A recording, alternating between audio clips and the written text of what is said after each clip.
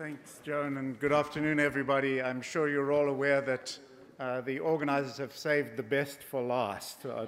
And it's my really great privilege to introduce somebody who is, I think, truly one of the great thinker practitioners in the area of water management. He's also, I think, a guru to almost all of us who work in this field, and a great friend, Gerald Galloway.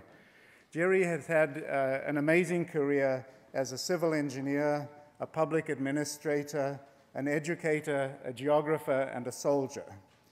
Gerry graduated from the US Military Academy. He has graduate degrees in engineering and in geography from a variety of lesser important institutions. And he is now the Glenn Martin Institute professor at the University of Maryland. Gerry's career is so broad and so all-encompassing that it's difficult to say exactly what it is, but I think at the core of it is a focus on two things. One is on water, and the other is on risk and risk management and how we deal with that. Gerry has in particular had a very distinguished career dealing with the biggest of all water risk management challenges in the United States, which is the mighty Mississippi River. But Gerry has also worked on these issues in many rivers across the United States and across the world. When we deal with water, of course, water is a very local issue, but it is also an issue with much broader ramifications. The Mississippi River covers about half of the area of the contiguous United States, and so you cannot deal with Louisiana unless you deal with Mississippi, unless you deal with the Missouri, unless you deal with other states, and maybe unless you even have a national water policy. The issue of national water policy has been an issue that's been around for decades and always will be. There are disputed views of it. One of the great books on looking at the issue of US national water policy is by Professor Peter Rogers, who's going to close our session today. But first we are going to hear from really this great figure in the water world, Gerald Galloway. So Gerry.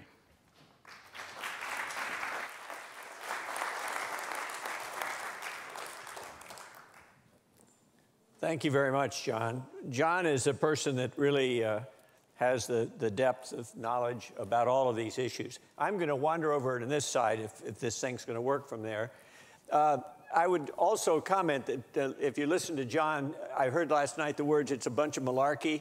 That may be an appropriate comment for his description of what I've done. But I have had a wonderful time working with water, trying to deal with some of the issues that we'll talk about very quickly.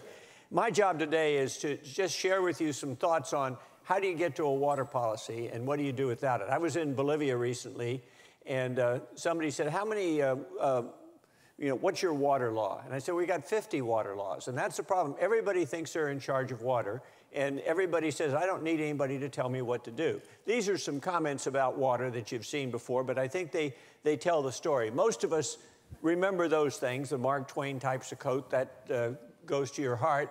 And then you have the issue of what the 21st century really is. And it says down here at the bottom that tomorrow is not going to be like yesterday. We're going to be in a different world because people are thinking about cryptosporidium. They're beginning to see that water is more than just the drinking.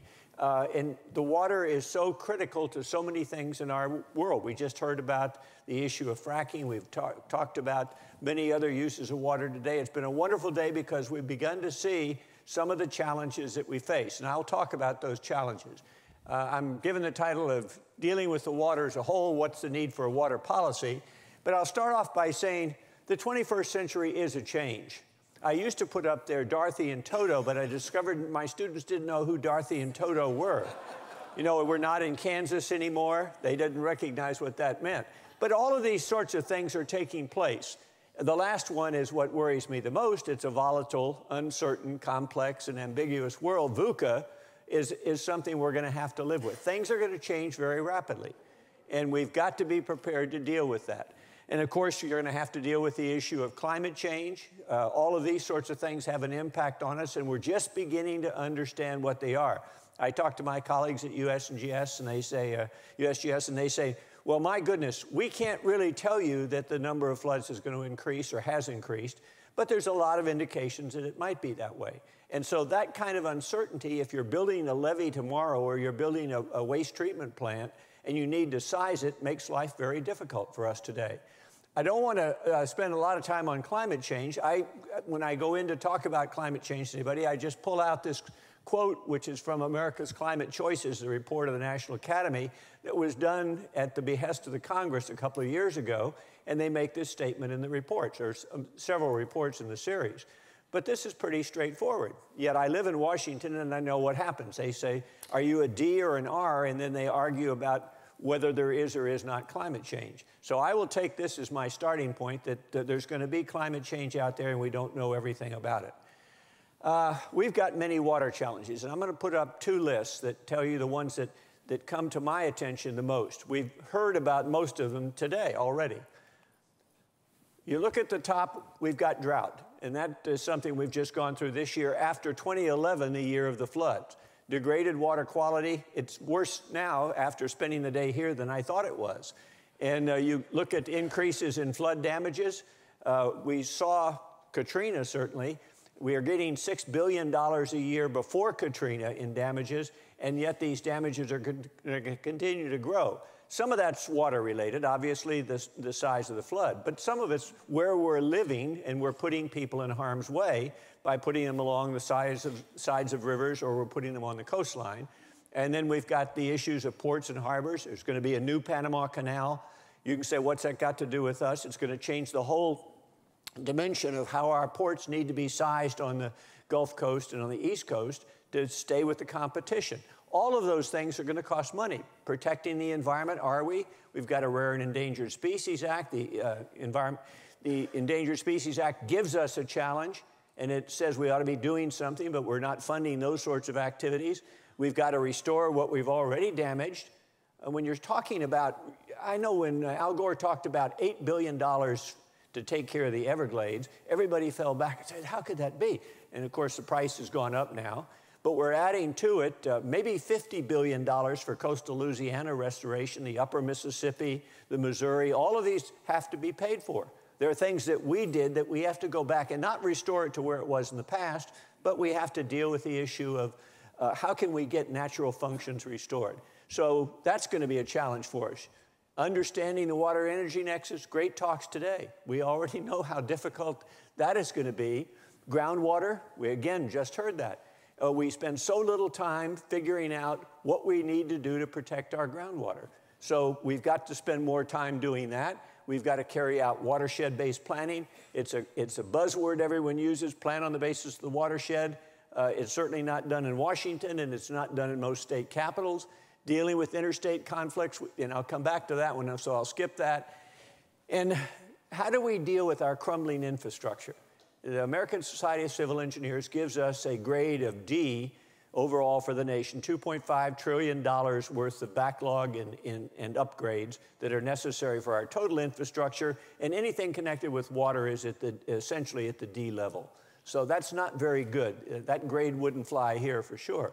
And then the lack of assessment, we're cutting back on the monitoring we do in so many areas that we really don't know what we don't know about what's out in front of us. Well, I'll start off by saying everybody remembers Katrina, and what's that mean? It means that we've got more disasters coming. This is a NOAA slide that talks about billion-dollar weather climate disasters, and 2011 was a real marker there. And as you go around the world and talk to people, they are seeing the same thing. The reinsurance industry is extremely concerned. We had a big seminar in Washington on managing extreme events because we cannot figure out what's the glide slope on that and what that's going to mean to us in the long run. How are we dealing with planning for the future? Planning for the future, when I started off, was so easy because you assumed traditional planning stationarity. You could just line up some figures and you could figure out how much rain there'd be, what a big 100-year flood would be in 50 years, because you'd look at your historical records and then move them forward. We had multi-objective analysis, and that seemed pretty good. And we had some integration, but not a lot, so it didn't worry us. But if you'd portray it in looking down a pipe, we were looking out 50 years and seeing the same world out there 50 years from the day you started looking down the pipe to plan the project. But we all recognize now that that's certainly not the case. We're looking down a cone, and we're seeing multiple scenarios out there. And which one are you going to pick to carry on the activity? Which one are you going to deal with? We see non-stationarity. Stationarity is dead is the article written by several USGS personnel. We've got multi-outcome planning because the world is not only has multi-objectives, but so many different outcomes can now occur, and we're seeing that happen. And we've got to be prepared to put resilience into the game so that we're prepared for multiple possible alternatives. And the futures may be very difficult for us to live with. So how are we going to do that, and what's going to help guide us? And then, of course, we have to overcome what I think is one of the biggest challenges in this United States right now. We think in 2, 3, the bottom line may be 5 years, because we don't want to spend money on something that will not give us personally credit. When you look back at the Catskill Aqueduct, when you look back at having a second deck on the George Washington Bridge in New York City, the people that a century ago were planning infrastructure, planning for the future, allowed themselves to think the long term. But we don't do that anymore. Everything we do is based on what can we do the cheapest right now. So how are we addressing these challenges, and what's going on in the United States that leads us to the need for policy? Well, a good Harvard man came up with the idea, if you don't know where you're going, you're not going to get there. And in his particular case, every road will get you there. And it'll get you nowhere, because that's a bad destination to have. So what do we do given this circumstance? You better have direction, you better have vision, you better have some sort of a policy. And I'd ask you to think about, in the fields of water with which you're familiar, what is the national policy? What is the approach we're taking? And who's responsible for it? I'll start and talk about 3 different examples from the Mississippi Basin, because I think they are typical of those we see around the country. They deal with 3 different aspects. As you can see, the Mississippi drains 41% of the United States, from western New York State out into Montana, and it forms a funnel. And the poor people in New Orleans, we bemoan the fact that they're below sea level. They weren't always all below sea level. And we bemoan the fact that they have these big floods come by. Well, they didn't change the landscape above in the upper part of the funnel to put more water in the Mississippi River. And so they're sitting there, and what you do here obviously doesn't affect them. But if you go a little farther to the west, as I said, to the western part of New York State, you're going to change what can happen in New Orleans. So you have this big river basin here. In 1927, there was a giant flood on the river. This is people living on the levees that had previously protected most of the area. Living on the levees for 6 months, there was interruption in commerce. The economy went downhill after the big flood. And as a result, that in 1936, we came up with 2 acts. The 1928 Act focused on what are we going to do about the Mississippi because it's so important to the nation. And then in 36, when big floods occurred across the nation, what are we going to do about the nation? And we came up with this statement from the 36 Act. It's the sense of the Congress that flood control is the proper activity of the federal government. And we've been living with that ever since. Is that a policy? Is that a purpose? Yes, it probably was. If you'd stick to it, if you'd recognize it as that.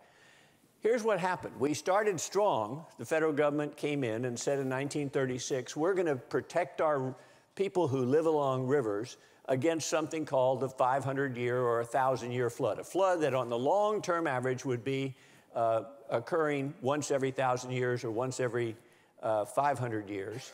And that's what we're going to look for. A lot of protection. You don't want a catastrophe, so you build this, this big wall or dam or whatever's necessary to give you a high level of protection.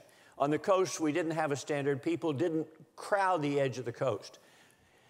Today, we have a 100-year, a 1% annual chance flood as a de facto standard. We really don't have a standard, and I'll tell you why in a second. But most people, if you were to say, what are we worried about? We're worried about the 100-year flood, the 1% annual chance flood, and maybe on the coast we might worry about 200 to 300-year protection. It turns out that New Orleans thought they had that, but really only had 80 when Katrina hit. Most people in Europe are much higher than that. The Dutch are 200 to 1,250 today. On the coast, they are at the 10,000-year level. And they made the decision as a result of, I would say, VUCA, the whole idea of climate change and everything else, that they were going to raise those standards by a factor of 10. So they're shooting to 100,000 on the coastline and they're shooting to 2,000 to, as you can see, 12,000 return period in the big rivers that go through their country. Now, what they're really saying is, because nobody can compute the 100,000 return interval or what amount of water that's going to be, we don't want to have a big flood. But they have a clear policy, it's in legislation, and it's supported by the government. We started off high with protection, and we started off high with money. It's going to cost money, and they were willing to put it in there. We've gone downhill with money. We've increased our risk on the other side as time has progressed. And why did that happen? Well, that's the challenge. The economy, that certainly made a big difference. Nobody wanted to spend money for something that might not happen for a long while. And so in the early 60s, it began. In the 70s, something happened. The National Flood Insurance Program came along. We had certainly environmental concerns about what we were doing when we were building big levees. And then we had the 100-year standard for the National Flood Insurance Program. I would be very happy if I would have everybody leave here believing that the 100 years you see associated with the National Flood Insurance Program is not a standard for safety in the United States. It's not a standard for protection. It's a flood insurance standard that people decided in the late 60s that 100 years is about all you need to ask people to have to take care of their insurance requirements, not where they should live and what level of protection they have. But that's transformed itself because of the first one into the standard. A community says, if we build a levee in front of our town, and it's a 100-year protection, then we don't have to buy flood insurance if we live behind that levee. Even though we know that 200 and 300 and 500-year floods occur, that Katrinas will happen again. So that became the de facto standard for people who had to pay for this. Cost sharing became part of that when local communities got a say in what was going on. Up until that point in time, the federal government would say, no, that's not a good idea. But with cost sharing, locals began to buy into the cheapest approach. We also had the problem there was no policy guidance. Even though the Corps of Engineers still has a paper that says you'll build it to this higher level, there was no backup, there was no reach back to Washington to say our policy is this. After the big flood on the Mississippi River in 1993, this report came out and it indicated we didn't have a policy, we didn't have anything that would tell the people that were building all around the country what to do about floods. And the Congress took that up for a little while, and after 12 months, 14 months, they forgot all about it and went on their merry way. Next issue, hypoxia.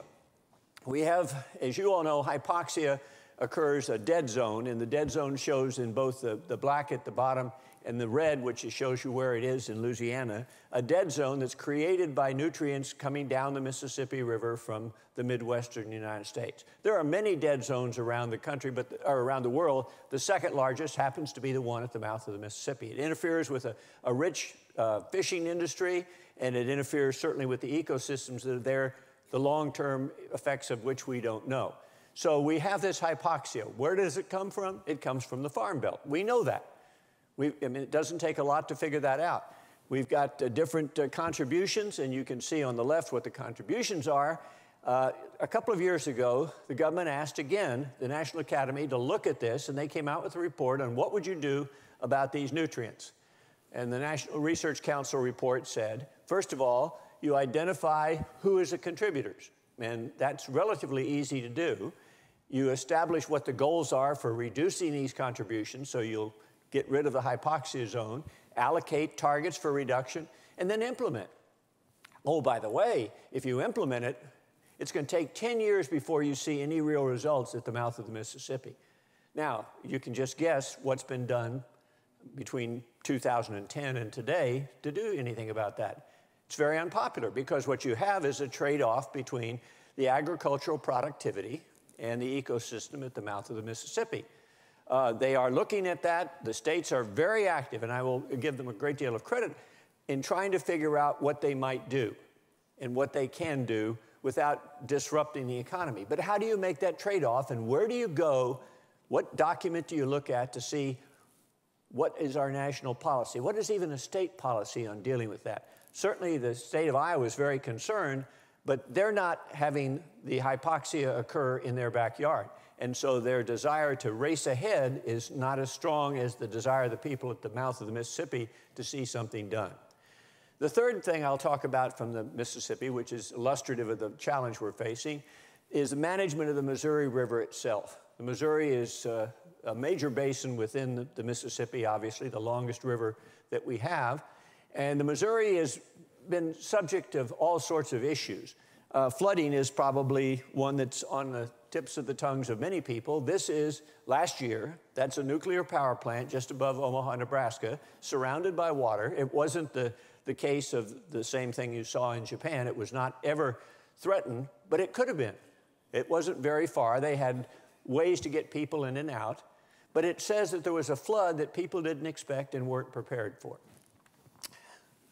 The Missouri is governed by 7 dams on the main stem that were built by the Corps of Engineers from the early 1930s through the 1950s. They were built for a number of purposes. You can see here, there's a study that was also done by the National Academy that deals with sediment, incorporating sediment management in the management of the Mississippi. But there are trade-offs involved when you do this. Now, why do we even care about sediment management? Well, about 40 to 50% of the sediment that used to flow down the Mississippi is trapped behind those dams. What does that mean? It means that coastal Louisiana is disappearing at 25 to 40 square miles a year.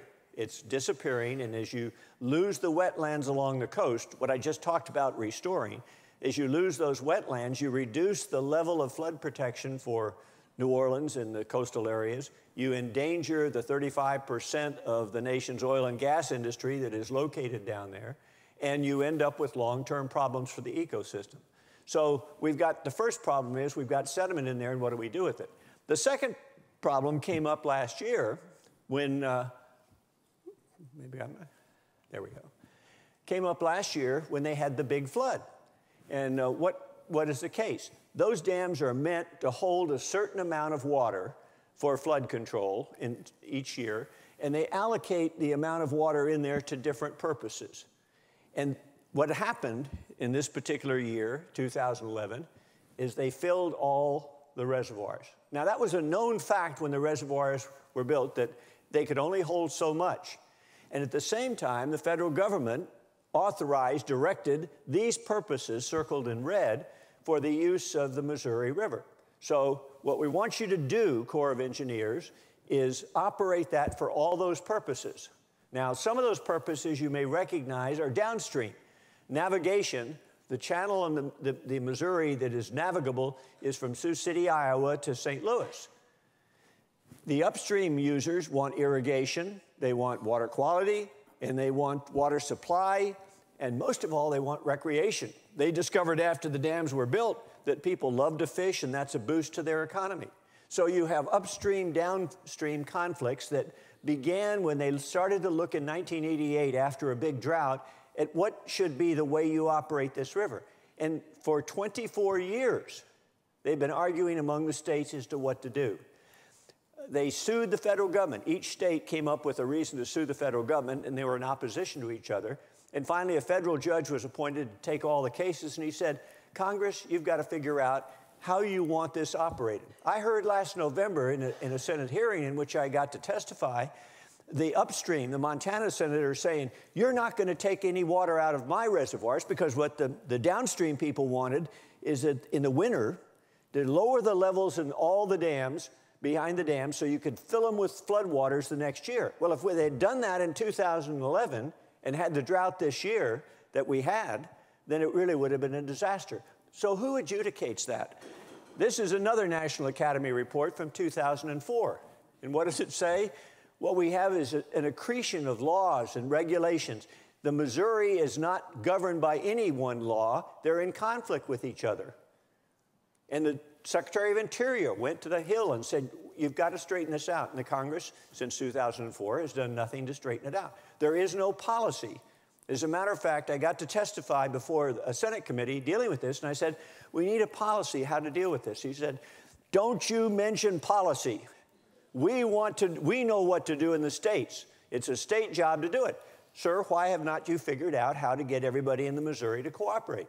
The answer is, don't you worry about that. So I do worry about it, and it's something we call integrated water resource management, where we look at everything in a whole, where the people in the local area have the opportunity to speak to this, and it requires this cross-sectoral integration. Most of all, it requires compromise and then the development of policy that we all understand.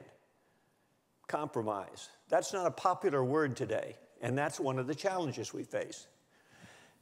In 2002, and again, I find this one hard to believe, a couple of federal agencies came, then brought along others, and others came to the American Water Resource Association, a non-governmental organization, and said, we're not sure of what the federal water policy is. Would you hold a dialogue in 2002 and bring together a couple of hundred water experts and let us know where you think policy stands? And so we did. 10 federal agencies, AWRA ran the dialogue in Washington, and it was very successful, and out of it came a report and a letter to the president saying what the results were, and they said, well, maybe you better go to Tucson to see what the Westerners think, because they might not have all been there.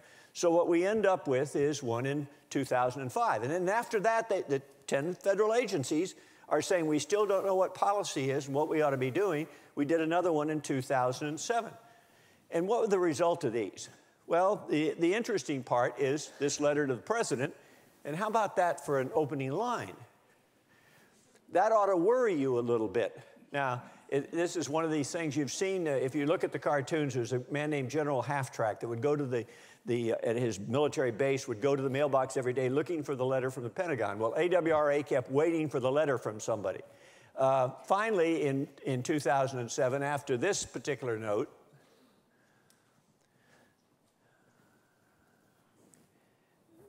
there was a call from the White House, there was a call from the Senate and the House to come and talk about it. But what was done is very little. What the dialogue recommended is you need a national vision. Not a federal vision, not what the federal government wants to do, but what the collective wants to do, the shared responsibility. It's got to be translated, the vision, into policies, and they've got to have policies that promote systems thinking, dealing with the whole. And lastly, Mr. President, Mr. Speaker, all the governors got the letter, said, you've got to use your scientists. You've got to use the science information that's available. You've got to stop ignoring them. You've got to bring them into the decision process. And then finally, a couple of years after that, Congressman Jim Oberstar, who ran the House Transportation and Infrastructure Committee, was doing the oversight of most of this water, made this statement. Our policy is ad hoc, and its implementation decentralized, coordination is fragmented. Well, he was doing a good job of putting his finger on the problem. Here, the people in Duluth didn't see that that was a real benefit to them, and so he was voted out of office. Unfortunately, there are few Oberstars left in the Congress today. The Corps of Engineers followed that with a report by bringing together people from all over the country. And they said, we need dialogue on this. We need to continue to work to come up with a common solution. Again, a challenge. The bottom line, unless you look at the jumble of laws, we have fishable, swimmable, and drinkable as something that I certainly related to, but we've heard today, in my experience shows, and the research we've done shows, we are not fishable, swimmable, and drinkable, so it's not a very effective policy, but we at least started with some policies. Right now, we have any number of policies, and that's simply muddling through. Not a good way to go. So, is water policy possible? The president tried last year in April to put out a water framework document. And really what it is a sum of all the initiatives the administration has tried and what they're trying to do right now to get somebody to agree on this. What happened is in 1965, we had a great act, Water Resources Planning Act, that said, we're going to look at this in a comprehensive manner. We're going to have a Water Resource Council. We'll have regional basin commissions that'll do things for you. And in 1973, they put out a document called Principles and Standards. And it said, we're going to judge how we spend money in this country based on economic, regional, social, and environmental purposes. How do you put all these together, integrate them, and pick the projects that are winners in those categories? In 1983, when President Reagan came in, he said, no, Secretary Watt, you may remember him, Secretary Watt said, no, we're going to do away with the principles and standards and have guidelines, and the sole basis for judgment as to whether a project should go forward is economics. And for the next 20 years, people were fighting that. Finally, in 2007, the Congress said, we want you to revise it to put these really back to the original principles and standards that came from the 1965 Act. So in that number of years, 40-some years, what we've ended up doing is running in a circle, except that there's a document sitting somewhere in Washington. It's 5 years after the 2-year deadline, or 3 years after the 2-year deadline, 5 years after that passed. We still don't have the new standards, and there's been no substantive contact or discussion with the states or the Congress on this. The Congress hasn't been brought into the act. So will we get new standards? Will we deal with this issue, which is part of our policy?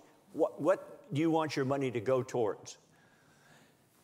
This happens to be a document that I ran into recently in Bolivia, and I can see my timer's not working well. Excuse me. This is their constitution. In 2009, it passed. It's the plurinational state of Bolivia. President Morales said, I'm going to have this new constitution, and in that, I'm going to treat water. Now, I'm not suggesting that we need a constitution. This is the 17th Bolivian constitution.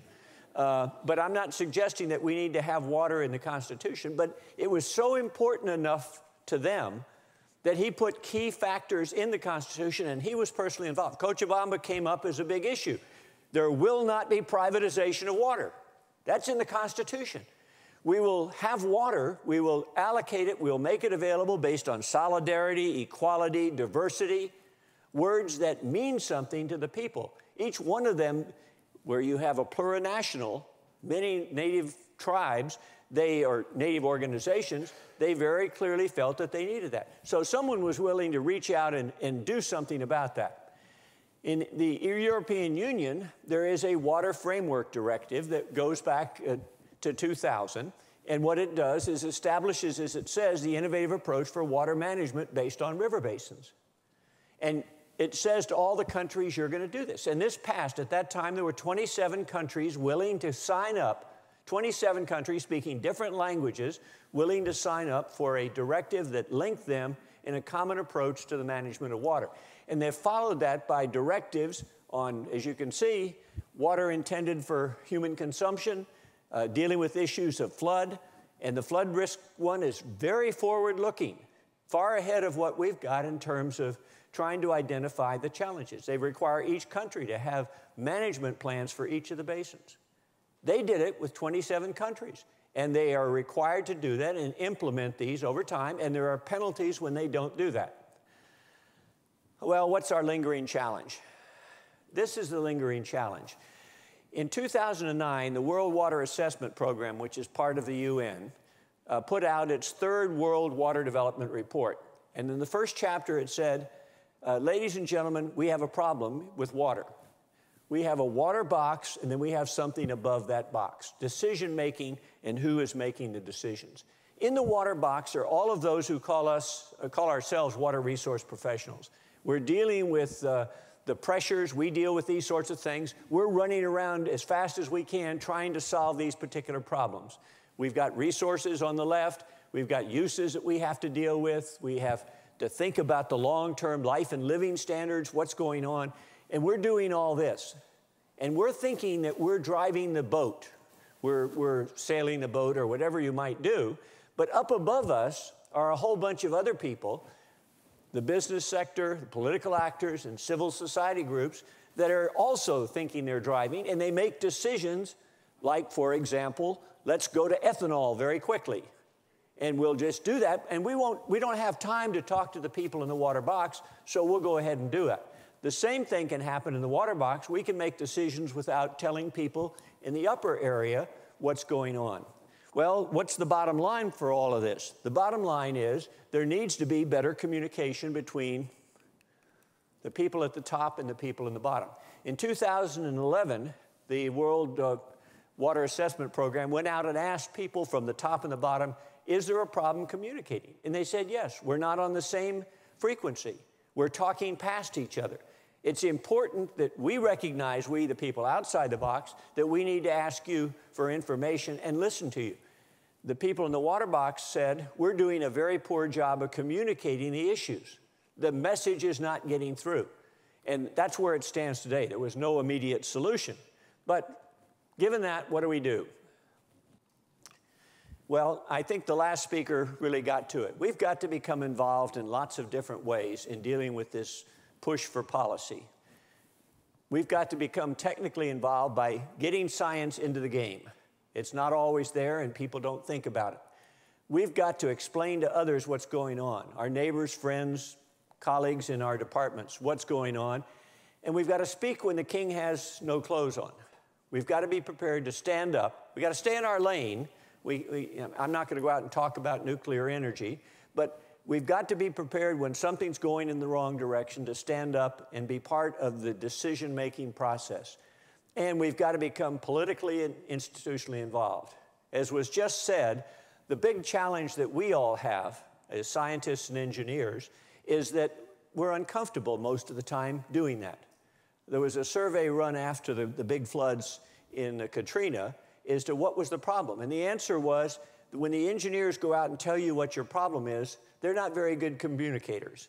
And so the Corps of Engineers and FEMA are out trying to get their personnel to be better able to talk about these issues. You'd rather not do it. You'd rather somebody else. You'd rather hire your PR firm to do it. But by and large, we need to be at the public meetings. We need to be at the State House. We need to be there trying to influence the decision with the information we have. We've got to become involved in the decision process and maybe run for office. That would be great. So what's the bottom line? The bottom line is we can make a difference if we try. We don't have policies, we need them. We can see the challenges and we continue to ignore them. We've got to become part of that group that stands up and says, if we're going to move forward dealing with all of these challenges we've talked about, it can't just be the people at the point in a particular area that are dealing. It's got to be all of us as part of this process. So thank you very much for your attention. I'd be happy to engage in any discussion.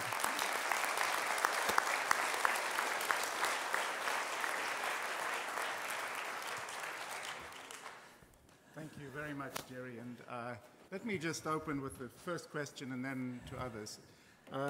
As a water person, my perception is, yes, we have to speak, but we're not very good listeners. And the two examples you gave of Bolivia and the EU, I don't think are the examples of overall frameworks that everybody would say, we wish we were Bolivia, or even we wish we were the EU. The point being that what we can do in the water space is enormously dependent on a much broader array of political doctrine and organization. And it seems to me where we fail more than in communicating is insisting that there is a way to do this, rather than understanding for a politician, for a constitution, within that, what are the spaces where we can find fifth bests and 10th bests rather than the standard water of we need to integrate, we need to manage at a basin. And I'd like to hear from you, what are the third, fourth, fifth bests where you've seen them work fairly well, taking that structure as a given? Well, I would agree with you 100%. There is certainly, if you start off with the idea that you're going to get your way and your way is the only way, you haven't listened to enough people, and we're not getting to compromise. Bolivia is now trying to translate the wonderful words into what's going to work. They're writing a water law. They must have it finished by December. And how do you do that? That's very difficult. You have to have what I would argue is shared responsibility, and everybody has to be at the table. That's one of the benefits of integrated water resource management. Doesn't mean you're going to solve all those problems, but there has to be some give. In the case, I would argue that the EU has been able to better link the higher level decision makers with the issues. You can perhaps see it in pollution in the Rhine, and that's more obvious to people because the Mississippi is a long way away. And so there are cases where the EU is pointing in our direction. I'm not suggesting that that's the only way to go. No. But clearly, you're right. There are multiple solutions to every problem, and the idea that one way is going to work isn't going to get you very far in a world where every politician has a personal responsibility for taking care of his constituents or her constituents. The challenge I think we face is how do you get people who are willing to stand up and have these open discussions? Because as you may have seen in this country, one of the challenges we have is if you're an interest group. We just had a 3-day meeting in St. Louis on what was called America's Great Watershed Initiative, trying to get a policy for the management of the Mississippi Basin. John wrote a wonderful paper that discussed many of these issues. And the problem was about 75% of the people said we ought to get along, and the other 25% said, I'm very happy as long as you give me everything I want, and then you can fit in the rest of the space that's there. So I think the challenge is to recognize the realities and recognize we need to compromise and convince those that are not willing to compromise that they're going to lose or we're going to overwhelm them. Very good. Let me open up. We've got a line already, please. Go ahead. Thank you very much for that stimulating talk. My name is Rusty Russell. I'm at Tufts University. I'm on the steering committee for the Water System Science and Society Interdisciplinary Graduate Certificate Program. And I wanted to ask you something about sort of the historical perspective background for this. It seems that major environmental and similar change in the United States has always happened in the throes of a crisis of some kind. And when we're talking about, a master plan of some kind for water in the United States, that's a very, very tall order that, encompasses a bunch of issues. We can certainly think of issues that are major right now, but can you describe kind of an historical example in the U.S. or elsewhere that would be pertinent where a national water policy has emerged from a non-crisis situation, from people sitting down and rationally saying, hey, if we don't do something about this in 50 years, we're going to be cooked, so we better do something now, and everybody getting together and making those compromises that are necessary in order to achieve such a policy. I'm not aware of that actually happening, certainly not in this hemisphere, but is there any hope for that happening? What are your thoughts about that? We've had some, again, our problem is that our nation is so very large and so diverse that coming up with a common policy, it's not the kind of policy that says on Tuesdays you will do this or you'll do, but having a vision of how we want to coordinate and integrate. In 1926, the U.S. Congress wrote some legislation that said to the Army Corps of Engineers, we want you to go out and we want you to look at the water basins, the river basins of this country, and come back and get with the local people and tell us what the issues are and what the opportunities are. And they went out and did that in something called the 308 reports. And we're resurrecting, there's about 170 or more of these reports. It turns out that somebody picked up one of those, and when they started the TVA, that was part of the blueprint. When they started the work on the Columbia River, that was part of the blueprint. They were put together in a period of non-crises, which is counter to what most people say. We need a big flood, then we're going to have a flood act. No, people need to start thinking of these in other terms, and that led to the TVA, which was somewhat successful. And so I think that there are ways to do this. They are looking at how can you get the governors of North Dakota, South Dakota, and Minnesota together to take the Red River of the North, where there's been considerable flooding, and put them down at the table and say, what are the real issues? Let's not get into the details, but what are the real issues that you need to be thinking about? And then let's get a path to try and solve those issues, not tomorrow, but over a period of time. And I think the solution is to work slowly, but to work and have that direction and say, we want to do something. To give you some hope, about 3 years ago, Congressman John Linder of Georgia put a bill through the House for a National Water Commission to establish the parameters about which we could do some of this, mostly dealing with water quality and quantity. It went to the Senate and didn't even get out the door. I mean, it wasn't even looked at because that was not very popular over there. But there are ways we can do it, and there are cases that we can look to in history where it's been successful. Yes, I'm Burl Hartman. I'm a director of the New England chapter of Environmental Entrepreneurs. And you may have just answered my question, but I'll pose it anyway. For a long time, and still, we have a very similar issue with our national oceans, where there's competing uses and there's a plethora of laws and agencies and so on. And though the way that something, at least, got started on that was that there were two fundamental bipartisan reports, the Pew Commission and then a National Ocean Commission. And then ultimately they couldn't get anything through Congress, but President Obama has now implemented a framework that's starting, not without its problems, but starting to develop that overall policy, and regional meetings are happening. So my question is, there's certainly been an abundance of reports from what you have shown, but are there any that are of the right stature and the right level? Because that National Ocean Commission had the military, it was bipartisan, it had regional representation, et cetera. So are there such efforts that really span the broad spectrum of policy and geography? Well, it's an interesting one. I don't think it's a shortage of good studies that have a reputation. Our scientists do excellent work, and the public policy people that work with them do excellent work. It's getting somebody to act on them. And I'll give you the example. I showed you the 1994 report on the Mississippi floods.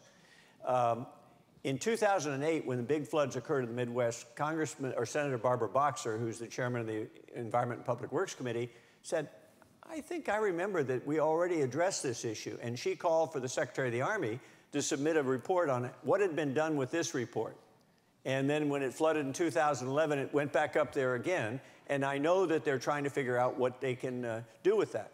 But again, the challenge is you need the leaders in the Congress to make the difference and to move these along. The Ocean Policy Task Force started off beautifully, had a White House significance. Now it's moved over to CEQ. It's so difficult if you don't have a patron, a leader, or somebody that's going to help shepherd this through the terrors of the damned.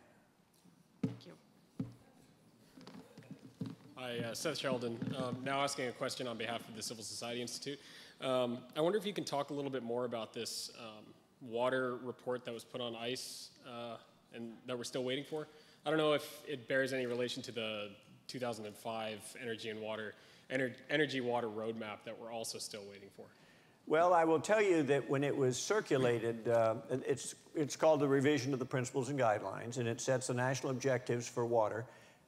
It was the specific legislation said in 2007, the Secretary of the Army will revise this document that Reagan made only to deal with national economic development. The Secretary of the Army will revise it to include these factors. But the problem was the document that President Reagan had applied to 5 federal agencies. And so they were sort of saying, do something that your boss said to do, forget that, come up with something on your own. Well, President Obama said, no, I'll take it over and make it apply to all the agencies, what we did. He circulated a draft, and you would have thought it called for giving Louisiana and Alaska back to the people we bought it from. Because the flood of mail in saying you can't change the way things are. And you can argue about why people said that, but there were interests involved. And what's happened to so many things in Washington these days, we're waiting for the election. Now, will you see on the 8th of November all sorts of reports suddenly surfacing? I don't know. But that's the realities of life. How many balls can you keep in the air in the State House or in Washington when they are very controversial and you want to keep your program moving forward? Okay, thanks. Good afternoon. My name is Paul Grogan. I'm a PhD student in MIT's Engineering Systems Division. I was very interested in your comment about the perhaps poor communication, and I think it really lies on two different levels. First, you could look at the communication barrier between the two cultures of more technical analysis and the more social side, where the more technical people, as you mentioned, don't necessarily take the career path to being policymakers. But also there's a communication barrier between the organizations within each state or within each agency responsible for different parts of infrastructure management. And I was wondering if you could comment on the relative magnitudes of these two communication barriers and if you've seen any successful programs that have tackled these in the US. I think it's a matter of helping train everybody to understand that they have a role in this, that they are part of the communication. You may be an engineer or a scientist working on something. We've had such brilliant examples here today of people who have stood up and told us what they were doing, and there are both scientists and non-scientists here. We need to do more of that. I think that's an interesting challenge.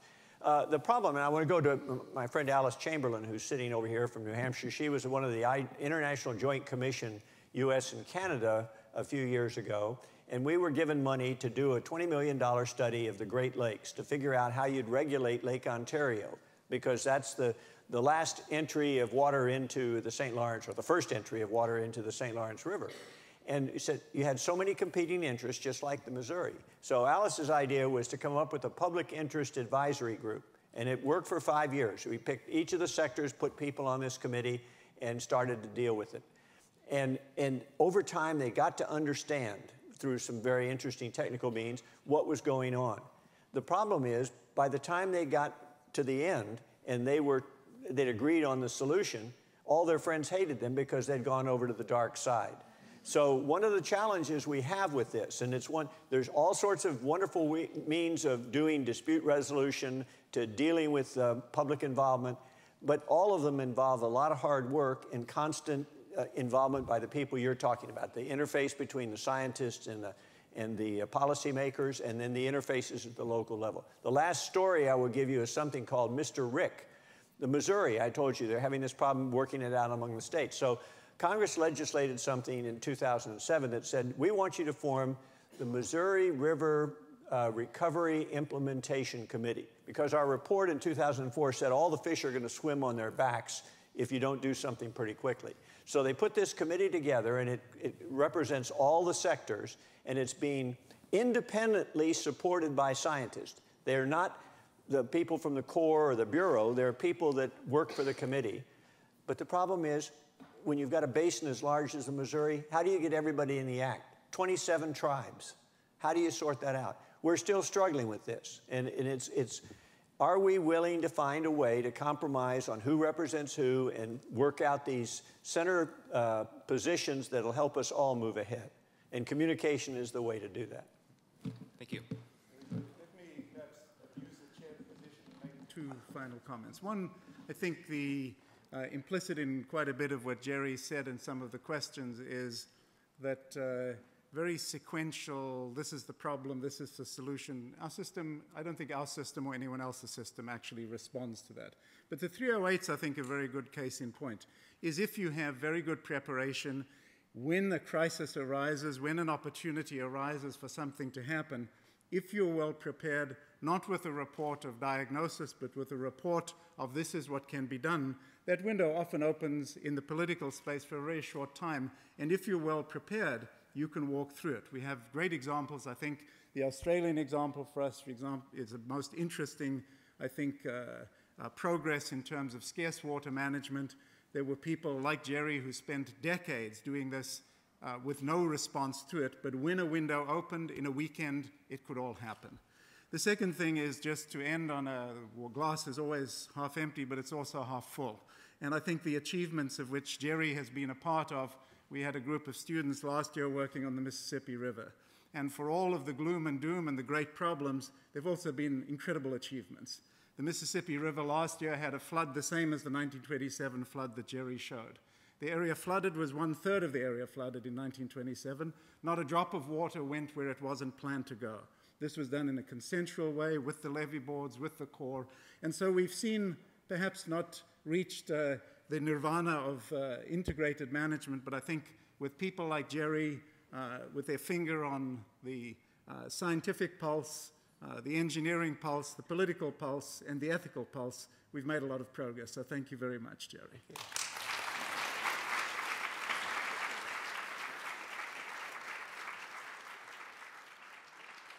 For the closing remarks, I would like to ask Professor Peter Rogers to come here and just to give a very short introduction of Peter's involvement with water issues. Peter is more than 50 years at Harvard doing research and teaching in water, and he's Gordon McKay, research professor in environmental engineering, but he began in early 60s as a professor not only of environmental engineering in the back then division of engineering and applied physics, but as assistant professor of city and regional planning of Harvard School of Design, and was working in the School of Design and School of Engineering, and in fact also held a position in the Harvard Kennedy School of Government. And just to mention 2, maybe 3 of his books. There are many books that he published, but already in '71, Peter published a book, Systems Analysis in Water Resource Planning. Another one that I really think extremely important is in '93, America's Water, Federal Roles and Responsibilities. And let me mention one of the latest books, and it's 2010, Running Out of Water, The Looming Crisis and Solutions to Conserve Our Most Precious Resource. So the synthesis of our symposium and maybe points that were not raised, I would like Peter Rogers to address now. Well, thank you very much, Joanna. I want to thank the committee and everybody here. It's been a wonderful day, terrific presentations, and I think I've learned a lot. I have 10 or 12 pages of notes, and I'm not going to present them all because you've all been very patient in listening to things. But let me just give a few comments. I mean, can you hear me? Okay. Let me start out with, go quickly through the program. Elizabeth Cohen talked about the Quabbin Reservoir, which was opened in 1938. At the time, it was the world's largest reservoir, and now it's one of the largest reservoirs for city storage of water. But the interesting thing was, in 1986, the safe yield of the Quabbin Reservoir is 300 million gallons a day, and we were exceeding the safe yield of the demand for water for Boston was over 300 million gallons a day. Now, at the same time, we were forced to build a sewage treatment plant in Boston Harbor, which Tip O'Neill had tried to stop happening for many years. And we ended up having to pay for the damn thing. And Governor Dukakis actually created the Massachusetts Water Resources Authority, which he cleverly passed on all the bonds and all the debt to, and said, you're an autonomous agency, you have to pay for everything. And they have done so. And the interesting story there is, in 1986, we were exceeding the safe yield of the reservoir, 300 million gallons a day.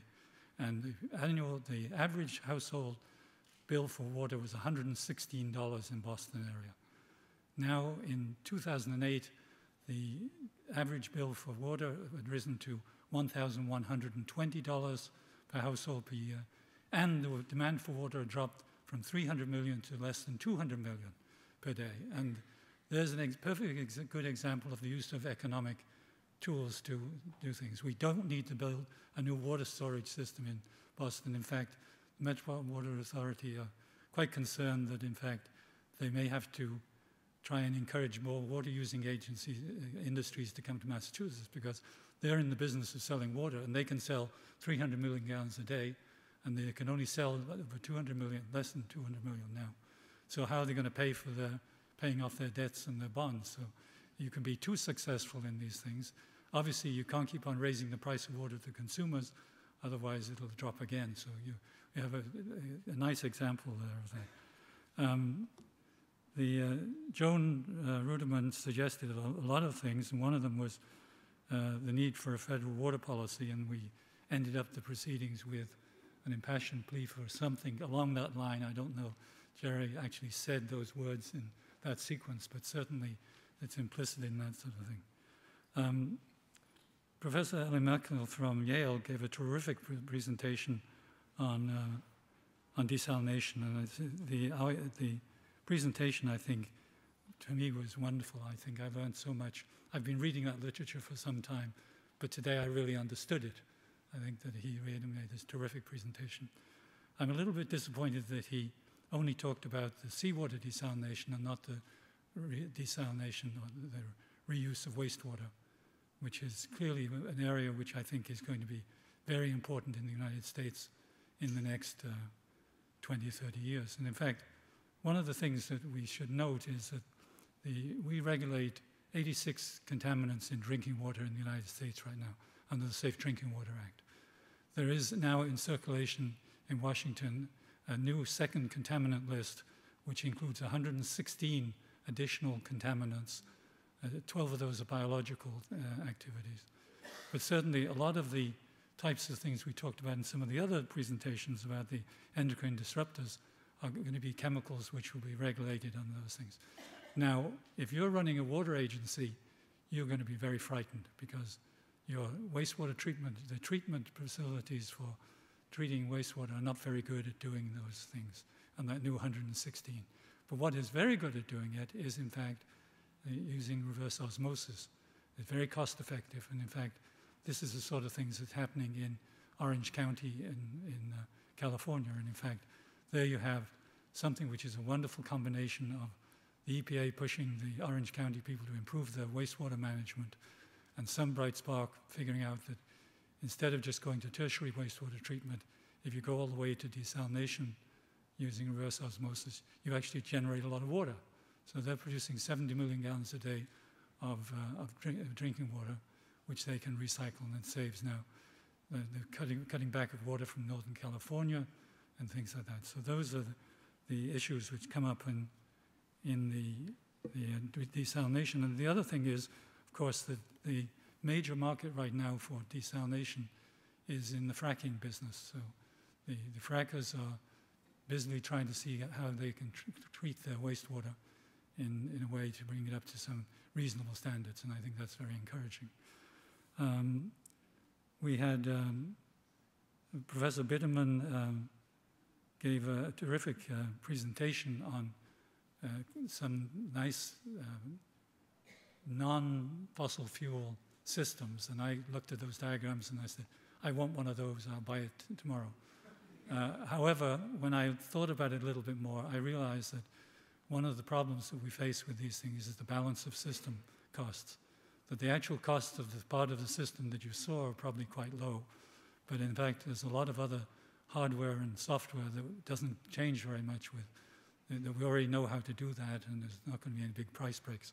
So I think that maybe in the long run we'll see some competitive advantage in that, but I think in the short run not. And Professor Melosi gave some interesting comments, and particularly about the commodification of water, and I think that's very important. He made the point of saying this is not something new, this is something old. In fact, in Boston in the 1700s, they were all private water companies, and that was taken over in the middle of the 19th century by the government because they didn't trust the performance of the private sector. In fact, lots of people were suffering from minor diseases like cholera and things like that. So that'll just ruin your afternoon. So that the other things that he stressed, I think, which are important, the value of water. And I think that's something we don't do a very good job on. We tend to confuse cost, tariffs, and value. And these are three entirely different things. Cost is the technical cost of providing the water to the consumer. Tariffs are what you actually charge the consumers, and they don't necessarily, tariffs do not have to equal costs. Nothing wrong with subsidies. Subsidize the good, penalize the bads, is what I always say. So, and then the real thing is what is the actual value of water? The value of water is a lot more than the tariff, and it's a lot more than the cost. And there's a whole set of literature on evaluating water, which I think we need to pay more attention to. We had two terrific presentations on endocrine disruptors and reproductive health. And as an engineer, I must say I was just blown away by the deft scientific methodology, the super things. I mean, how the hell can people do those experiments? I'm just sitting there, my mouth wide open. I mean, engineers rely on brute strength and ignorance in what we do, and here we have people who are just doing terrific research. And it's very important in terms of what we do about the regulation of these chemicals. Now, going back to the desalination issue, of course, if we do add those 116 chemicals, a lot of the endocrine disruptors are going to be part of those things. So even if we don't know the actual effects of them, we're going to say these are bad things to have in our drinking water. And in fact, because you can't treat we're using conventional water treatment facilities, I think we're going to see the wastewater being treated up to high quality. And in fact, in Singapore, which is doing wastewater recycling and using desalination, the actual industries actually want to use the desalinated water better than the other water because it's clearer, purer water. They don't have to spend as much time and effort on cleaning up the water which the citizens are drinking in Singapore. So this is an interesting example of the technologies that we have already. And I think, again, we know something about the limits of those, the thermodynamic limits, and I think we're getting close to those, but we're still being able to produce water at 50 cents a cubic meter. Now, with that you can irrigate maybe high-value horticultural crops, maybe not but you certainly can't irrigate conventional crops. The marginal value of water in conventional crops is about 2 cents a cubic meter, and if we're talking about 50 cents a cubic meter for the cost of doing it, this is a non-starter. The level of subsidy will be too great.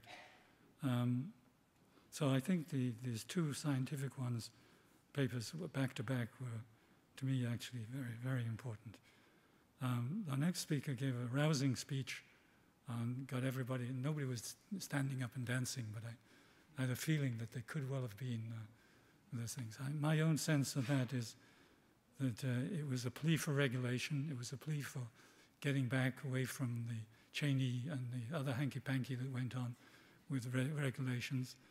And my own sense would be not to go for overkill on these things, but focus on one or two issues and push very hard on them. I think the problem is with those 6 issues, my mind was swimming in so many different directions. And I think it's sort of counterproductive to do that with my own experience in trying to deal with these issues. And then, of course, for the last speech with General Galloway, I'm sorry, the word slipped out, General Galloway. I was a visitor at one of my sabbaticals I spent at the U.S. Army Corps of Engineers. And my colleagues at Harvard said, "You're going where for your sabbatical?" And I came back and I said, I know something about bureaucracy now. And I think the U.S. Army and Harvard University are nip and tuck. They are very good. Yeah. But certainly I want to thank everybody for being here, and I want to thank the organizers for inviting me to participate. And I did my duty. Thank you.